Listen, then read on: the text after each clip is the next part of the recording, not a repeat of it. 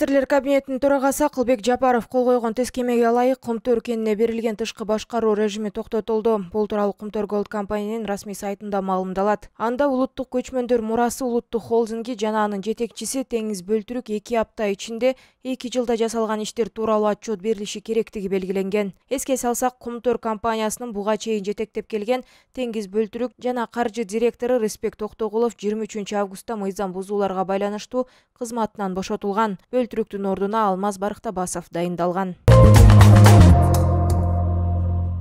Беларустун жогорку соту Курманбек Бакиевди Кыргызстанга өткөрүп берүүдөн баш тартты. Бул тууралуу Кыргыз Республикасынын башкы прокуратурасынын басма сөз кызматынан кабарлашты. Маалыматта ага анын соттолушу саясий куугунтукка байланыштуу болгондугу себеп экендиги айтылат. Башкы көзөмөл органдан кабарлашкандай, соттун 2016 жылдын 29 июлундагы чечими менен мурдагы президент 2010 жылдын 7 апрелиндеги окуяларга жана башка эпизоддорго байланыштуу 30 жылга эркинен ажыратылган. Мурдагы президентти жоопко тартуу өтүнүчү менен Беларуска 4 жолу өтүнүч жөнөтүлгөн, бирок Беларусь Республикасынын жогорку соту арызды канааттандыруудан баш тартты.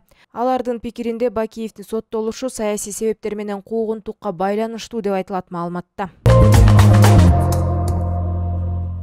Чүйдө балык уулоого чыккан жаран изделүүдө. Бул тууралуу өзгөчө кырдаалдар министрлигинен кабарлашты. Маалыматка ылайык, Аламүдүн районундагы Аларча суу сактагычына Маявка айылынын тургуну балык уулоого чыгып, кайра кайтып келбегендиги тууралуу маалымат 112 кызматына түшкөн. Мындан улам издөө иштерин жүргүзүүгө 3 куткаруучу, буга кошумча саат 19:48 Бишкек шаардык куткаруучу кызматынын 5 куткаруучусу жана ИИМдин кызматкерлери тартылып издөө иштерин жүргүзүшкөн. Анын натыйжасында жоголгон адамдын кийими суу жээгинен табылган. Бул күнү кеч кирип кеткендигине байланыштуу жоголгон адамды издөө убактылуу токтотулуп, издөө иштеринен жыйынтык болгон жок деп айтылат маалыматта.